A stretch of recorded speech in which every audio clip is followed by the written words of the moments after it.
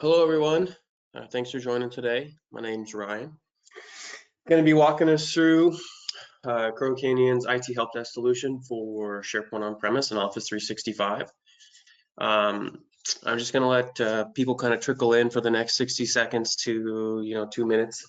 So just hold on, wait patiently for me for a few minutes, and we're going to get this thing underway.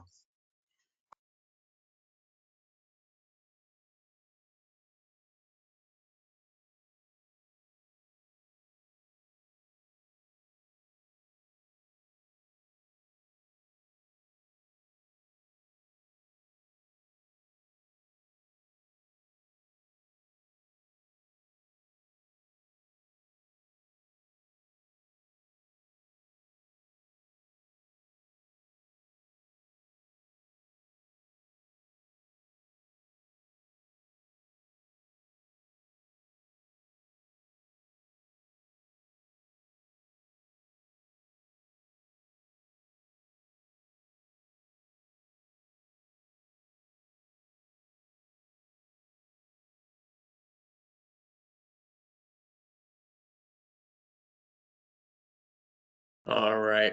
Okay. So hey, like I said, my name is Ryan. With Crow Canyon, I appreciate everyone being here today. Along with me is my colleague Scott Restivo. He's going to be answering questions as we go today. So if anything does pop up, we do want to make this pretty casual. So just go ahead and feel free to put questions into the question box for GoToWebinar, and we'll answer those either as they come up. Scott will stop me, or at the end of the webinar, which we should have plenty of time to answer some questions there as well. So great, let's talk IT help desk. So just my kind of quick little spiel on Crow Canyon. We've been around since the late 90s, and actually the IT help desk was our first application, our first product. We used to build it in the old Outlook public folder system, and then really been using SharePoint since its inception. And like I mentioned, the help desk does come in both on-prem and Office 365, 2013, 2016, 2019, both in the classic and the modern UI. So all options here for the help desk. Now, just kind of a real kind of a quick spiel before I go into, or a small piece on our offering before I get into the demo. So we have all of these out-of-the-box applications, right? I did assets a couple weeks ago for those who joined and are back with the help desk. I appreciate it. But we also have all these other tools that you see here on the screen. All of our applications are underlined by our own application creation tool set we call Nitro Studio. If you haven't had the chance to check it out, pop on the website, have a look, reach out to us. We can talk about Nitro in more depth. But essentially what it is, it's our own set of tools we use to create our applications with. So forms, workflows, reports, dashboards, right? List search, list view, printing for those who have had previous headaches trying to print in SharePoint, right? Excuse me. And like I was saying, all of those tools are included in the application. So essentially you have this out-of-the-box product, which I'm going to be showing today, underlined by the tools that we use to create them. So you have full control of the application once it's deployed in your environment, to feel for you to go out and make any changes as you see fit. So tweaking a form, capturing different metadata, adding in a workflow, changing how the dashboards are presented, all fair game, all 100% possible with inside of the application. Now, just kind of one offshoot, if you are interested in Nitro Studio as a standalone, as an Infopath replacement, we have been growing in that space since really over the last couple of years. Infopath is, as you know, is being deprecated, and we think there's some inconsistencies there in the Power Platform that can be alleviated with Nitro Studio. So I'm going to give you bits and pieces of how Nitro applies to our applications. But again, if you're interested and want to see it as a standalone, replicate your Infopath forms, or really just build on top of the 365 platform, we also offer it as a standalone option. Okay, thanks for bearing with me through that. I appreciate it, guys. Let's talk about the IT help desk. So where I typically start in all of these demos that circle around managing and maintaining requests is how the request is created. And if we talk about the different user groups in an application, it's typically end users, technicians, and admins. So right now we're going to focus on a little bit of end user, a little bit of admin. First, the main question I get is, okay, can I create, or can an email create a ticket? And the answer is absolutely. So we're using our Nitro Studio apps. Okay, just kidding, guys. Hold on, let me reload this page while I talk about it. Looks like I had it open just a little too long. I'll just open it from here. So using our Nitro Studio apps, we have the ability to take an email, right, into a shared inbox, help desk at, support at, whatever the handle may be, and turn it into a ticket, right? So you can parse over certain information from the ticket into the SharePoint list item. I'm sorry, from the email into the SharePoint list item, in this case, the ticket, and be able to populate things like description of the email into the body of the ticket, who sent it, etc.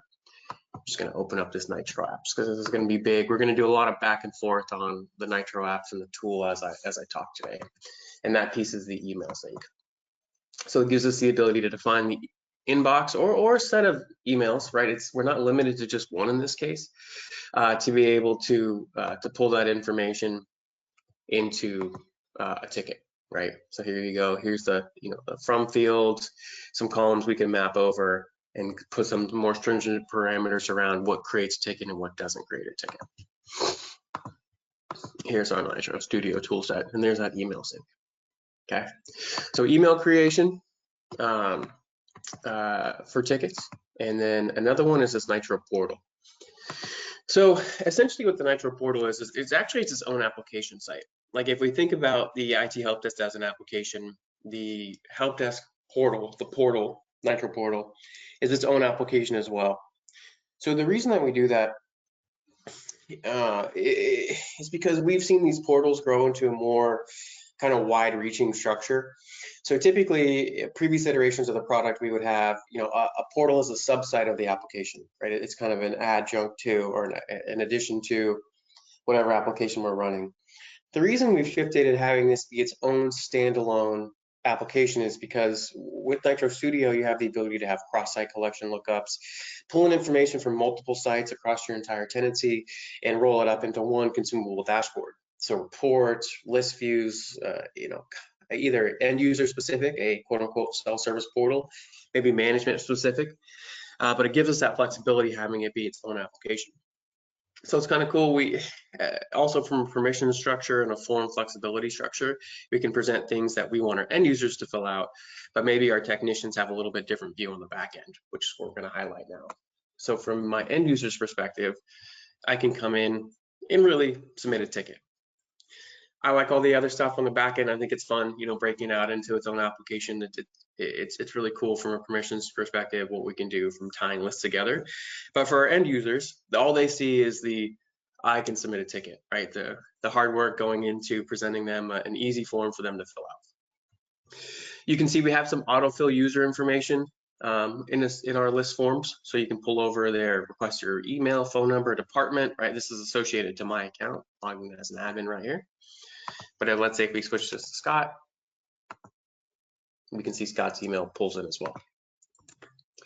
So this is what as I worked through this form, this is one of the things I was, talking about during my intro is, okay, do we need to capture more information on the form? Absolutely, right? This is the out-of-the-box form where you have title, priority, category, issue type, ticket description. This is rich text, copy and paste, attachments, screenshots, etc. If you want to capture more information on the form, you absolutely can. Category and issue type. These are two sublists, and I'm going to talk, as I populate this, I'm going to talk about our different lists connections as I work through the application. But essentially, you strip away all of our Nitro Studio toolset, and what are we working on? We're building on top of SharePoint, right? Lists, libraries, pages, dashboards, etc. So we have in our world, we basically tied all of our applications together through various SharePoint lists, and a feature in our form allows us to do that. It's called associated items. So in this case, we have two child lists rolling up into the ticket form, category and issue type. They're related to each other. If I select hardware request, I'm only going to see issue types related to hardware requests, same with hardware problem. Now, one cool thing we have on the form is we have the ability to show KB articles related to a particular ticket, right? So what we do in our instance, you can see we have knowledge base articles here available for end user consumption. They can come in and they can search KB articles before they submit the ticket, right? End users, in some instances, are really great. You know, really, we'll come in here and search for their problems before tickets submitted, right? We'll actually actively utilize this. It's not always the case. You know, some people are more happy just firing off a ticket and letting it sort itself out, as opposed to going out and finding that knowledge. So this is a way to help alleviate that, right? To suggest those articles desktop to them before the ticket is submitted, right? So we do have some options there. All right, now test ticket. Now, once we hit save, we're going to fire off some automated workflows. I'm going to talk a little bit about automated workflows and custom actions. It's another piece of Nitro Studio here in a little bit, but there essentially are two versions or two iterations of workflows. Wrong page. So our workflow tools is more of actions. Okay, hey, once this action is, or once this trigger is fired off, what happens, right? We're going to execute an action. So in this case, it's a trigger, an item is created. What actions are going to happen? Well, that ticket is created. As an end user, I get a notification, and then I can see this ticket in my view my tickets dashboard. And this could be open, closed tickets, my tickets. They can go back and review information that we want to give them. So again, this is another piece of Nitro Studio, this list view web part. I think it's super cool because you can tab through views as opposed to loading, you know, having to reload the page every time you load a view. Super handy, I use it a lot. We're also going to show it how it applies to different lists here in a second. But essentially, this is a view on the list that we've give them access to certain columns. So we don't want them back here in the application, right? We want them totally self-contained within this portal site. And then we want to give them the availability to view categories that are column types that we want them to view from their portal. Now they can come in here and open it up, see the request itself, add in any notes that have been added to the ticket from the technician, maybe another way to communicate back and forth between the technician. Okay, now the last piece, I'm sure you can hear my teams pinging in the background, and you can see my notification pop up here at the bottom. But if this is a self-service portal where we can submit tickets, view KB articles, and view their tickets. The next iteration of Crow Canyon is our bot technology, our AI services, right? So what you heard was me waking up our support bot. It's a Q&A maker for a guided experience on how to submit a ticket. You can see I woke it up. It's responded and it's prompting me what area I need service for. So now, I mean, you know, what am I doing essentially? I'm getting them to fill out my ticket, right? Just as I would in the, you know, in the application, submitting a ticket. Who are you? What area do you need service for? In this case, it's IT, right? Going back to that mindset of if we want this to be more wide-reaching across multiple applications. But in this instance, we're talking about IT. Who are you? What's your ticket? What's the issue, right? So now what it's going to do is it's going to go back and it's going to look at, you can hear it pinging me again, all the KB articles related to that particular problem, right? Okay, here are the 4 articles that relate to your forgot password. And then here's a prompt of what you can do post the articles being suggested. So if the self-service portal is a self-service experience where they can come in, they can submit tickets, view KB articles or search KB articles, right? These bots are a little bit more of a guided experience, right? It's, hey, I have this issue. Okay, great. Go to these articles. Could help you solve your problem. Or you know what? I still want to submit a ticket, right? They still have that option. So it does put that in front of their face first before a ticket is submitted. What's also cool about this stuff is that it's saved in the backend SharePoint list. So you can report on it, which I'm gonna pull up right here. So you can start storing bot metrics, you know, how different articles are doing, are tickets being resolved, particular articles, which ones are not being resolved, particular articles. So it gives you that ability to flesh out how certain KBs are doing. Now I understand that not everyone's in the 365 space, and obviously Teams only applies to Office 365, so this is, you know, limited to those who have Teams. But it does give you the ability to grow into it down the road if you start to go down that option. And it's also something to think about maybe as an add-on after you get the help desk up and running, right? So it doesn't have to be required from day one. It's just a kind of giving you a peek under the covers in terms of where we're going from a development perspective. I say this a lot. I joke internally, like 18 months ago, if you told me we had AI services in SharePoint, I probably would have laughed at you. But we put a lot of time into this, and it's very cool, very forward. And we also have another side of the bot, the technician side, which we'll get into in a minute. But just as a quick recap, ticket submissions, email, portal, bot for those in 365. The last piece here is that if someone calls in or catches you as a technician, you can always submit a ticket on behalf of the user, right? You're not limited to just them submitting tickets. That is an option as well. Okay, so I went into my admin section, which is this little wrench in the upper right-hand corner here. It's just going back to those permission groups, end user, technician, admin. And in the admin center, that's how I got access to the Nitro Studio. But I also have access to everything in the application itself, including auto assignment for ticket types and how tickets are routed. So I'm gonna go, I like this view a little better, sorry. So essentially what we can do is we can set up the tickets to be automatically assigned based on a category or an issue type, right? Assigned team, category owner, and then as you can see here, also round robin, right? Start with me, go to James, Bob, and then Scott, right? So you have the ability to really pick and choose who gets assigned to a ticket based on who owns a particular category, whether it's a team or an individual person, and then again, round robin. Honestly, I've seen it done, a ticket assignment, I've seen it done 1,000 different ways.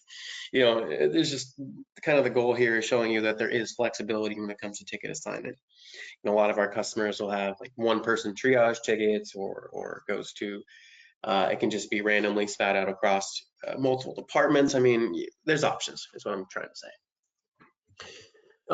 Okay, but once the ticket is assigned and created, it's going to show up. We're going to come back to this concept of what is equal to me, right? So the dashboard I'm in now is more like a, I guess, management level dashboard, kind of a higher level, showing you things like open tickets. This is our, where am I? Tiles and Dials web part right here, as well as our reporting web part in Nitro Studio. So these are list views displayed in a easier on the eyes manner, right?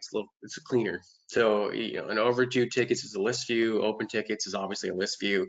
It just gives us the ability to present them in these tiles and then drill down into these to see all of our overdue tickets, open tickets, right? Click that and it's going to pull me to that list view with all of my overdue tickets. And then again, back to that list view web part, I can click through all of my views here. It just makes it easier. I like this stuff. It just makes it easier to navigate SharePoint, right? Not having to reload the page every time a web part or every time you want to change a view. Reports, just quickly, I'm going to get into tickets, working tickets in a second, but our reports are live. They can refresh, I believe, as quickly as every 30 seconds. So if you're actively working in the application, the reports will refresh. But you can see what we do from a reporting perspective. It's on a list or a set of lists. You can have one list or multiple lists roll up into a report, and then you're typically reporting on an X and Y axis within that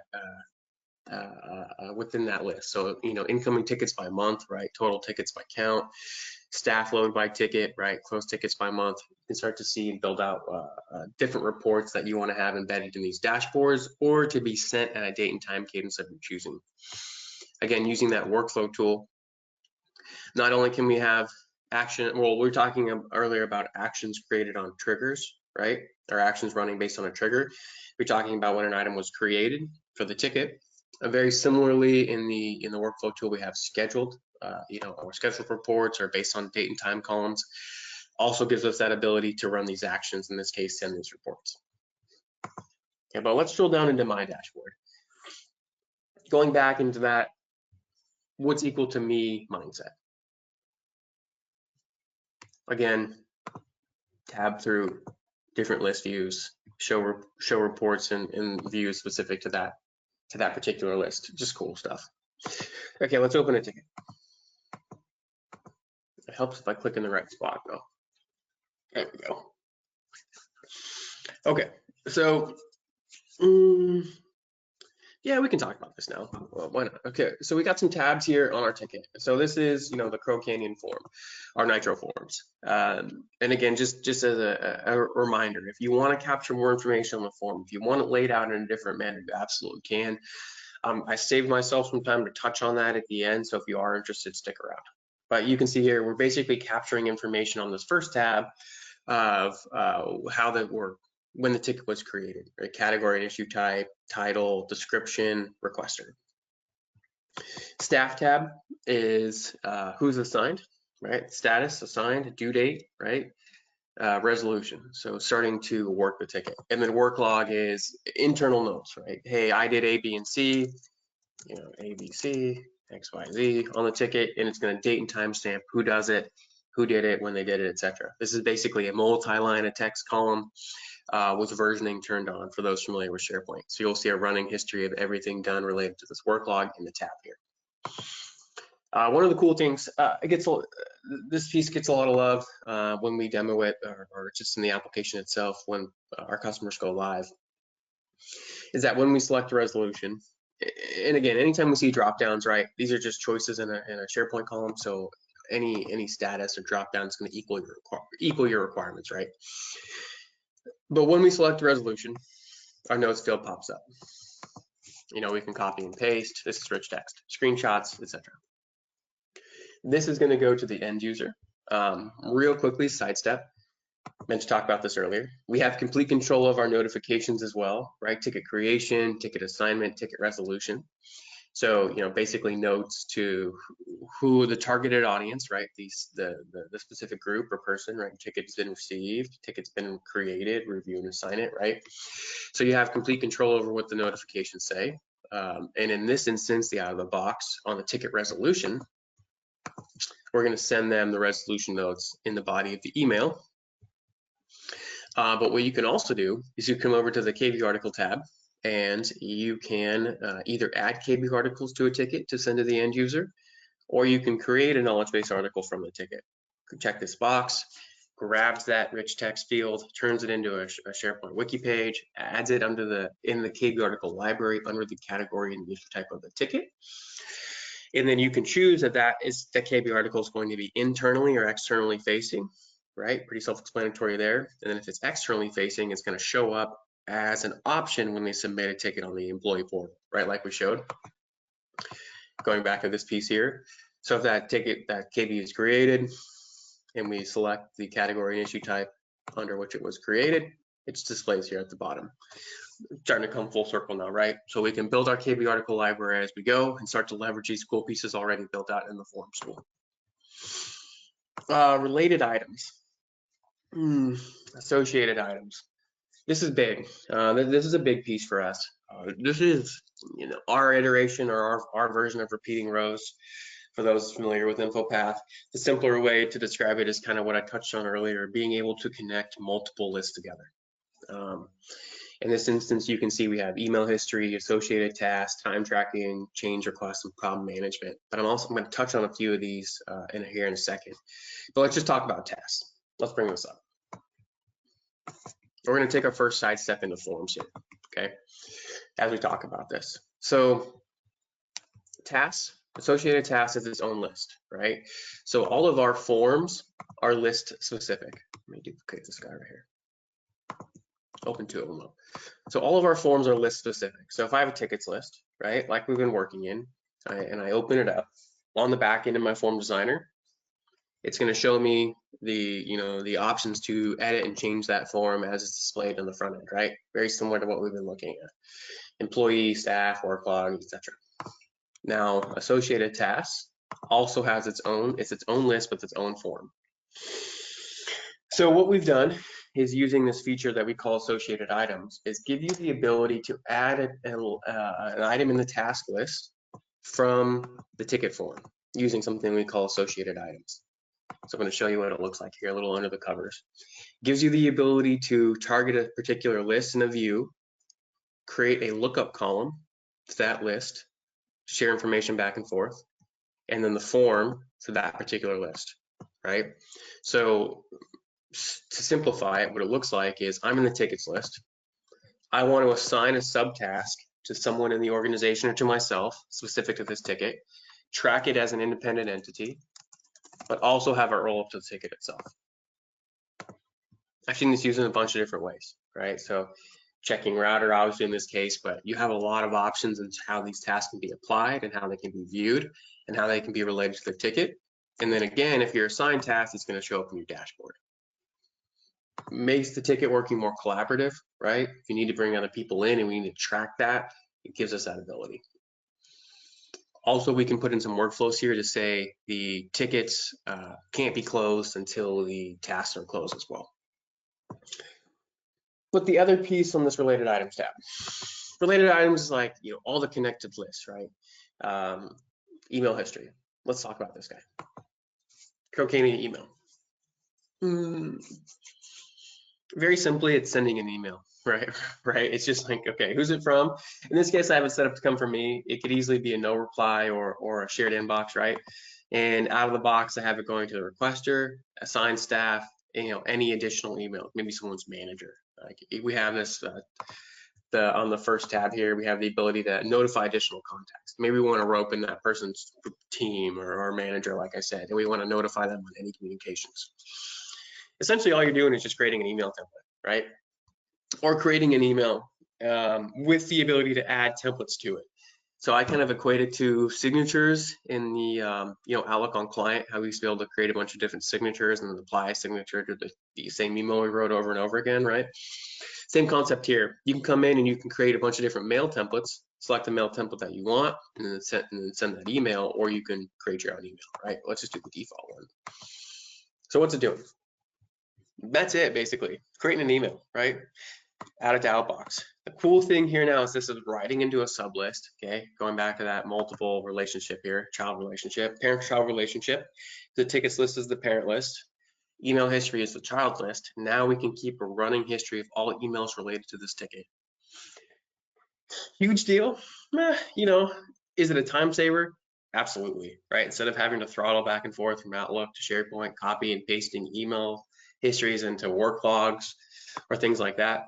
Now we can start an email chain. And now anytime an outgoing or any outgoing or incoming tickets or emails related to this ticket will be tracked against the ticket here under email history. You can drill down into them and look at it just like a, you know, a SharePoint list site.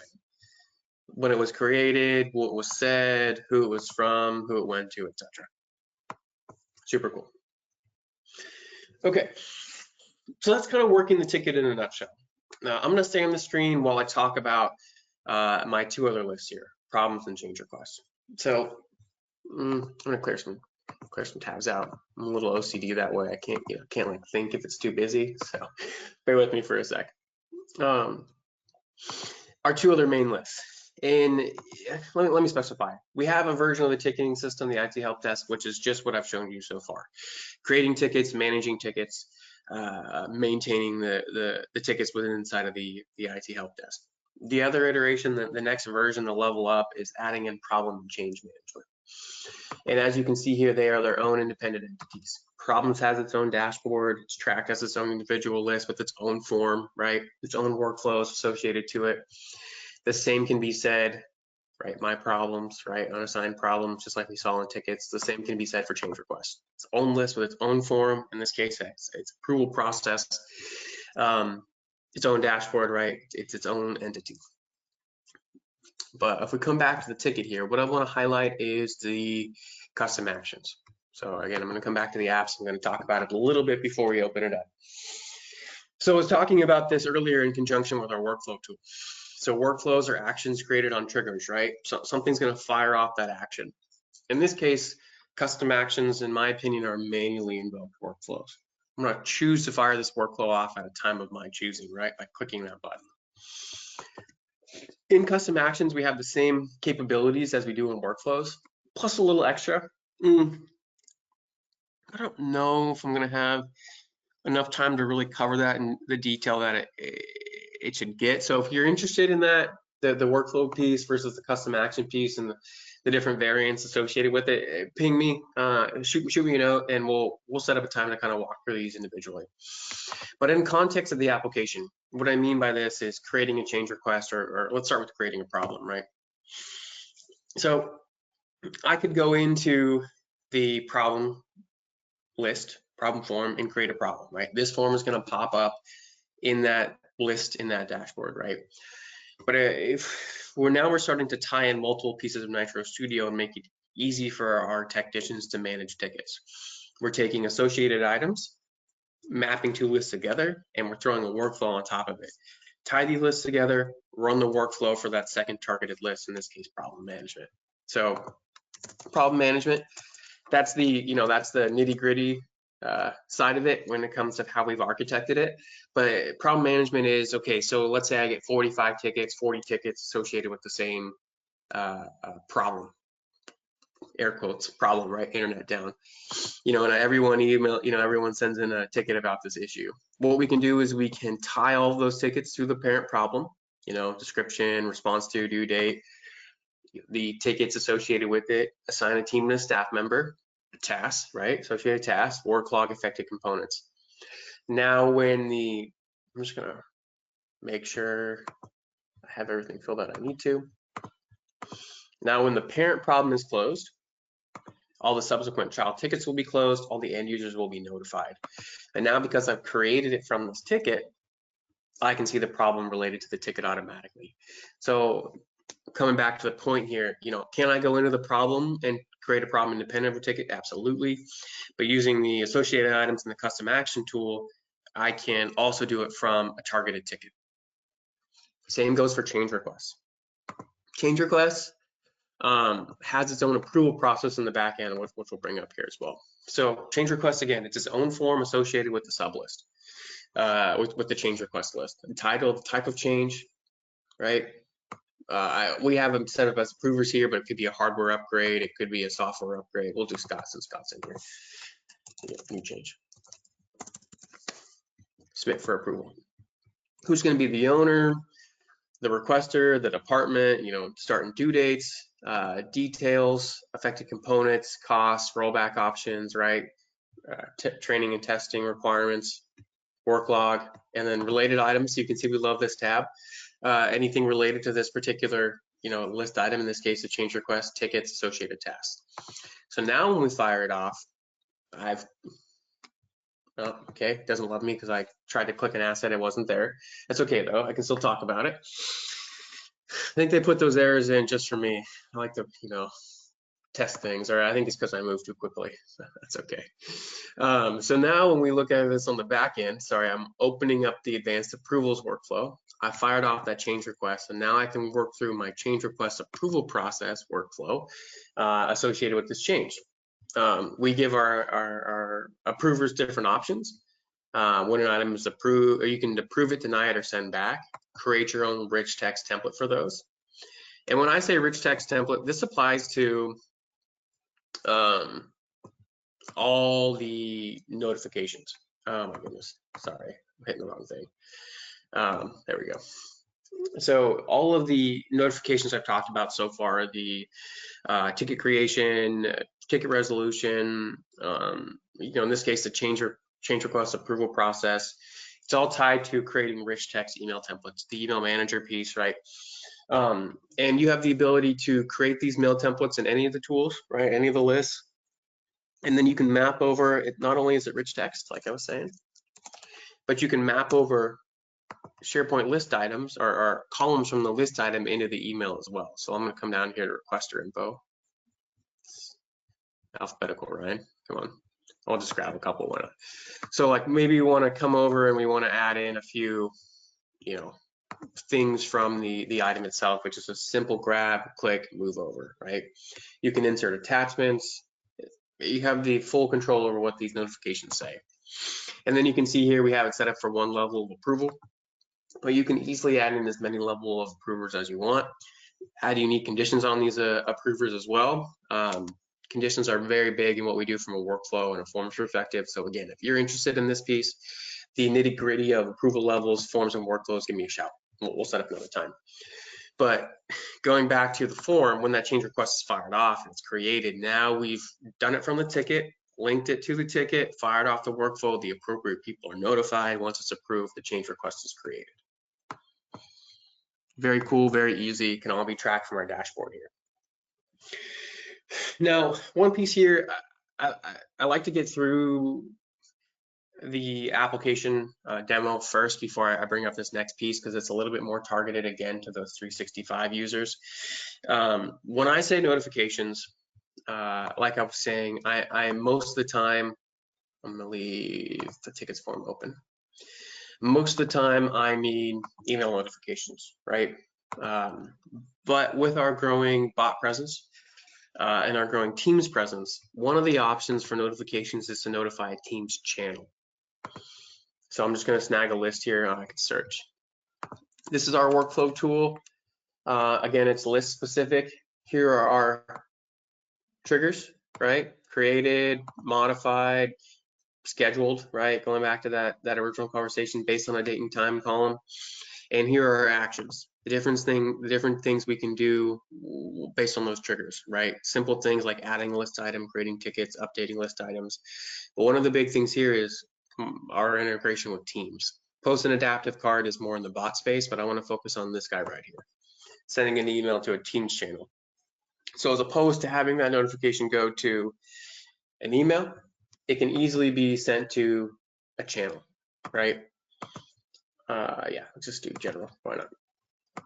So you can, just like we talked about, you can create your own rich text email template to notify that Teams channel. So we want to start working more and more in the Teams space. You absolutely can, and have those notifications be pointed towards Teams as opposed to email, 100% possible. The last piece here on this I want to touch on is taking our applications and actually embedding it within a Teams channel. So we've gone through some pretty, well, our team's done a really nice job making sure all of our applications are compliant inside the team space.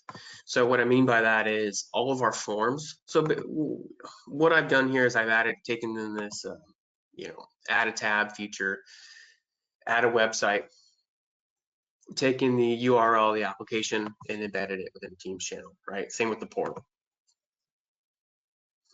So this portal should look like the backend portal, right? Submit ticket, view KB.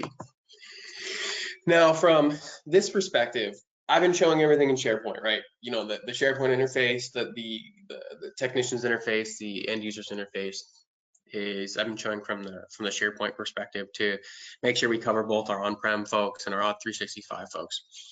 If you want to go down this path, now the backend, the admin, the Nitro Studio is going to be in SharePoint. But if we want to work the applications through Teams moving forward, we absolutely can. Click on this form, it's going to show up just like it would in the SharePoint space. Full Teams integration when it comes to our applications as well. So not only can we notify Teams channels when items are created, when updates go out, but also work the application from the Teams interface as well. Very cool. Bits and pieces here, just kind of clean up stuff, and then I'm going to open this up for questions here. I want to leave myself about 15 minutes to answer questions with Scott. One of the things that I get about half the time, it kind of depends on the customer, is SLAs and notifications around date columns, some automation around those dates. Absolutely possible. Let me get the form space here. So you can see we have resolve date, due date, close date, things like that. And if you want to build out workflows for SLAs, you absolutely can. We commonly see it around due date, auto-populating a due date, auto-populating a response due, things like that. You absolutely can. We have some, help desk or KB articles internally that helps with that, but it's essentially setting up assigned due time, first response time, due date time, and it can be based on particular conditions. Certain types of tickets can auto-populate those days, and they can be different based on the different ticket types. You do have some options there. And lastly, I'm going to plug into the report center here real quick. And just kind of touch on this, we do have a lot of canned reports. average time taken by staff to resolve tickets, right? Average time to assign tickets, incoming tickets by week, by month. Any of these reports, let's go on some data here, Ryan. Any of these reports can be embedded within the dashboard. You can come in and you can change them, you can tweak them, you can update them. Apologize, guys. So you do have the ability to come in here and create your own reports, easily add reports into pages. You don't have to be a SharePoint expert to say, hey, I want it on this page, grab the URL and plug it in here and embed the report within the application itself. So very easily to come in and configure them, add them into pages, change how they look and feel. We have bar charts, pie charts, different options. All part of the Nitro Studio toolset vis-a-vis the application. Okay, we talked about ticket creation, we talked about working tickets, we talked about the admin section, Nitro Studio. I do have 4 minutes left before I turn over to questions, so just real briefly, this is going to be a very quick and dirty rundown of the forms tool. Okay, I could probably talk about this for an hour alone just on forms. So again, if this is something you're interested, please reach out. I see it breaking down into 3 levels: look and feel, UI UX, SharePoint specifics, developer centric tools for the forms. So it could be anything like, I want to change the colors, right? I want the tab, each tab to be its own color.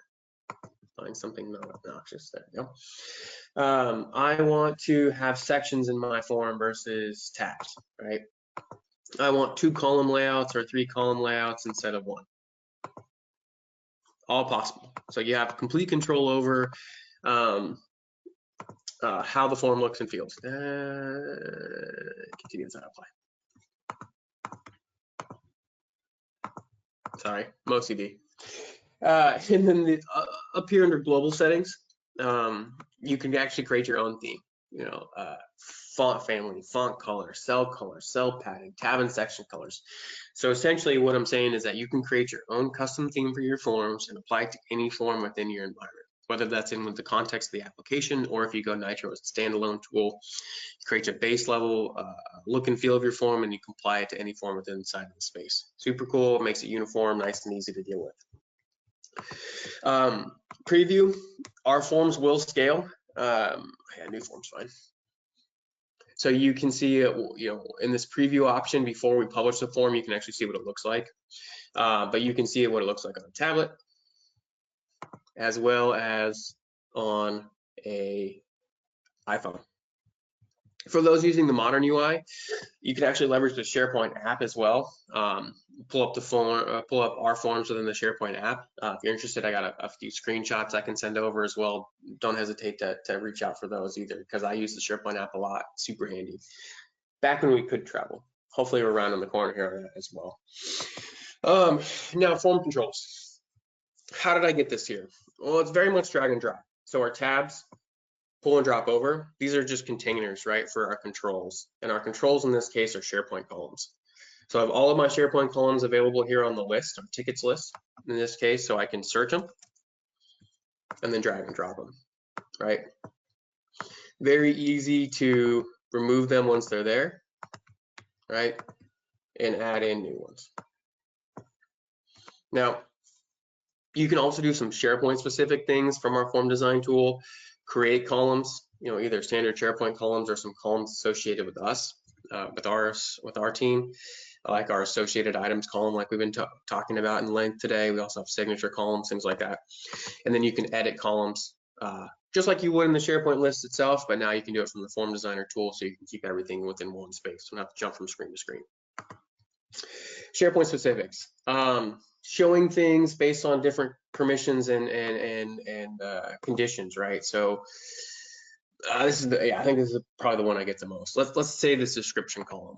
We want to show and hide it based on maybe a category type.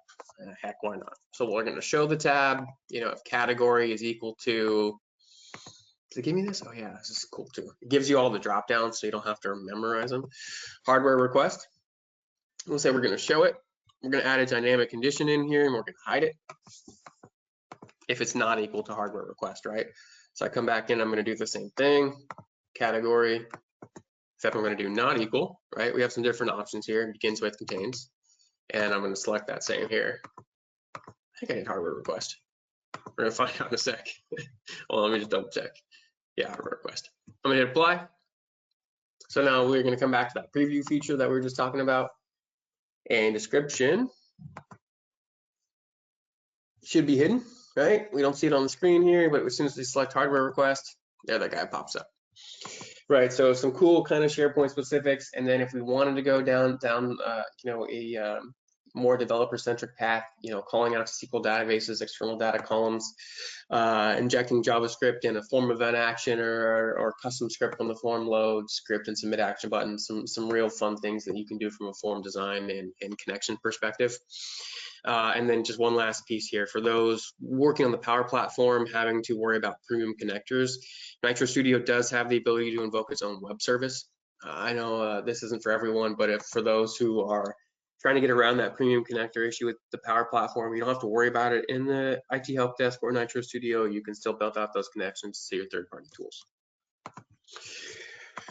Okay, sorry I slammed that in there quickly. The last 4 or 5 minutes there, again, I could talk about those two topics for an hour by themselves. So if you're interested in those, just give us a shout. But I am gonna open it up for questions now. We'll go back and look at previous questions. Ryan, one was about IT asset management. Let's talk about that integration with assets. That's a big factor. Yeah, that's a good question. So if you're interested, I did a webinar on 2 weeks ago. 2 weeks? Don't quote me on that. On asset tracking, but you can see here in this IT application, I have assets embedded in this tool set. So they're their own independent application, but you can easily connect the two together. So in this case, we have tickets, problems, change requests. Assets are very similar, having multiple applications or multiple lists connected together. But let's just take a look at an asset in this case. So let's say you have a set of assets or tickets opened up against an asset and you want to see that information. We're going to go back to that related items tab. I told you guys we like that tab, right? So not only can we store metadata associated to an asset, asset info, location and owner, check in, check out, but we can also see all tickets opened up against an asset, manuals, warranties specific to the asset themselves, the change request, problems, and all contracts related to an asset as well. So now we're starting to pull in all the different lists, the applications, and have it viewable from with the assets life of the company, right? So absolutely integratable. I did cover this in depth a couple weeks ago. We have the webinar out. But again, if you want to see this, ask personal questions, give us a shout. Don't hesitate. But they are connected if you go down this path of getting both. Yeah, sure. Asset management's a big part of IT help desk. And I've said a lot of people do get both. They get the help desk and the asset management and work together. In fact, IT help desk can also work with contract management if you want to manage like licenses and warranties. Also purchasing if you want to incorporate purchasing. So we have a whole suite of applications that IT help desk can be integrated with. Another question there, Ryan, with similar kind of idea is that can the idea of a service desk be extended to other departments? And of course, like facilities, customer service, you might want to address that a little, how it's not just necessarily IT support. Yeah, that's a good point. Today we're talking about the IT help desk, obviously, but really, I look at a lot of our applications as how to manage and maintain a request. So when it comes to who the request is targeted towards, it can be done in a lot of different ways. So when I was going back and talking about that self-service portal at the beginning and why we've architected it the way that we have, it's really to handle that service request, that service desk application, right? Where someone lands on a page, that portal, and then they can submit requests across the, any service desk within the application or within our suite of applications, whether it's IT, facilities, HR, marketing, right? Some options. And dependent on how dependent on how large your organization is or how many departments you want to work with, there are different options, right? Maybe utilizing one or multiple applications. But again, Scott's exactly right. There are options to having multiple help desks tied together, leveraging within one, and all rolling up into that self-service portal.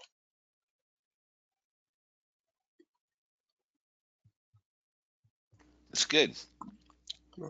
Okay, so some people asking for a